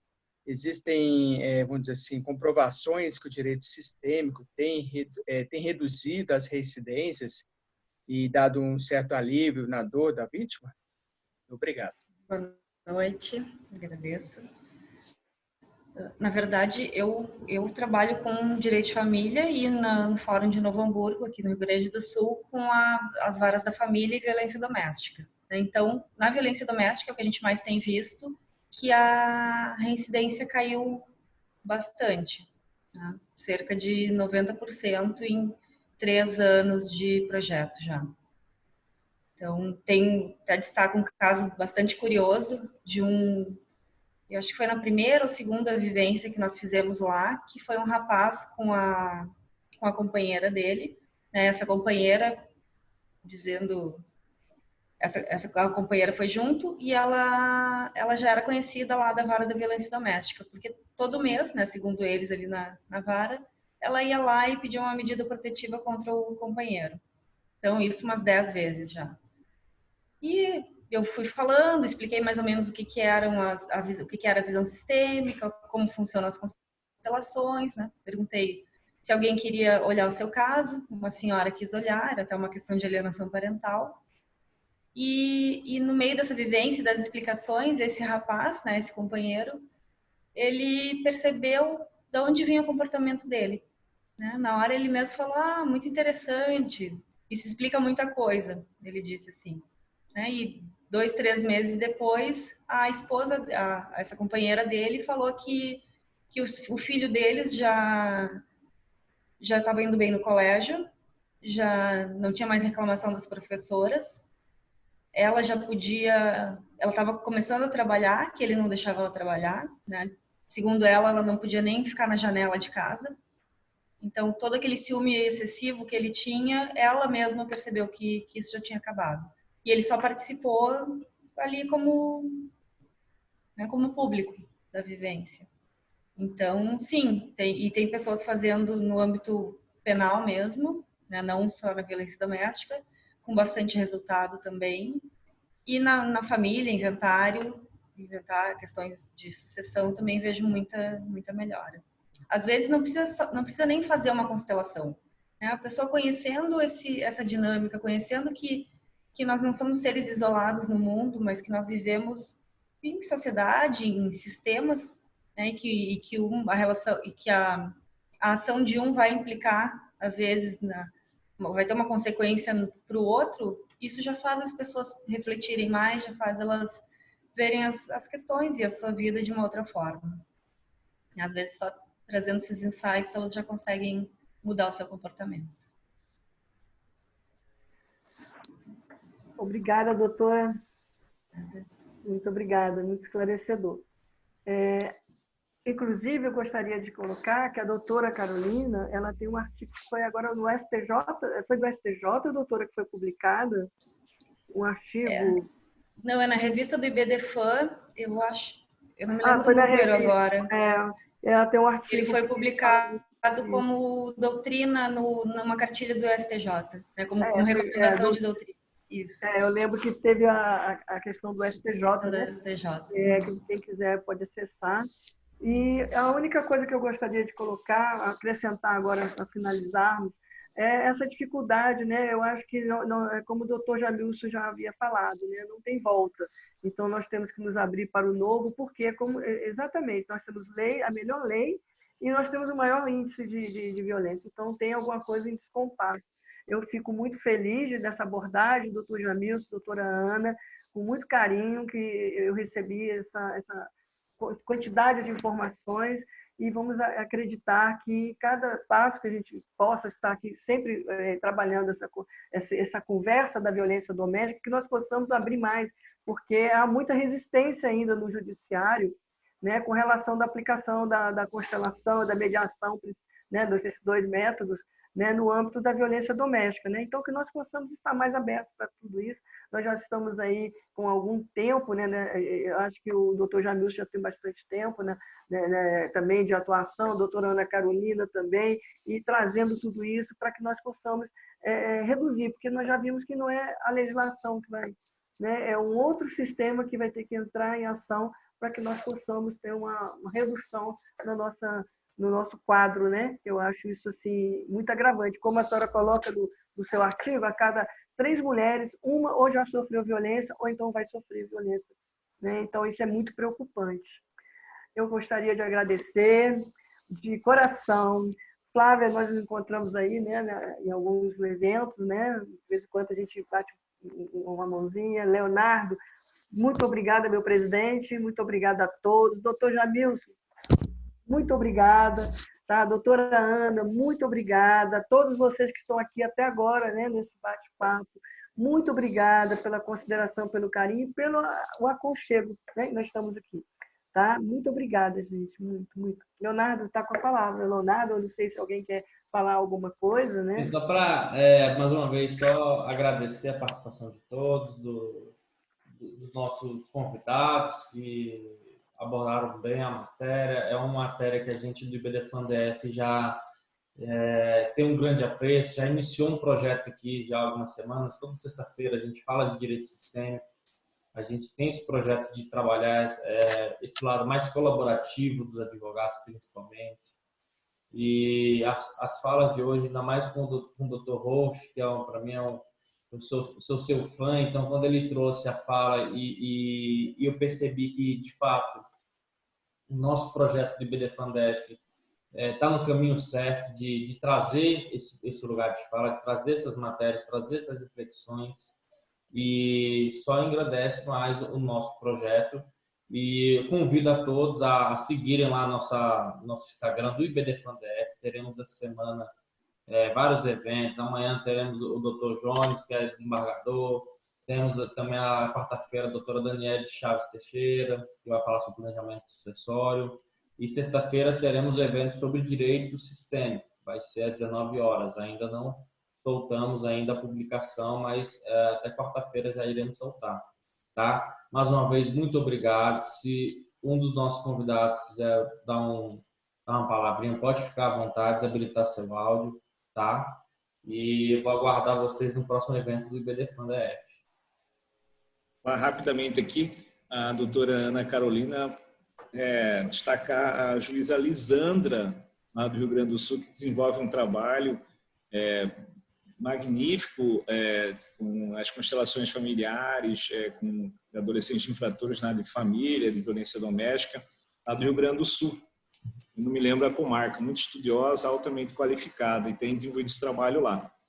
E dizer que eu estou muito feliz, foi de altíssimo nível com a doutora Ana Carolina, é um prazer conhecê-la, né? Fico feliz por profissionais altamente qualificados que têm essa compreensão, doutora Solange, doutor Leonardo, dessas questões sistêmicas, e o IBDFAN-DF está de parabéns de buscar essa integração, essa visão integrativa dos sistemas para o sistema de justiça, e me sinto muito honrado de ter sido convidado, estar aqui com todos vocês, com todos esses advogados profissionais de mais alta qualidade que buscam um mundo melhor. Uma honra muito grande.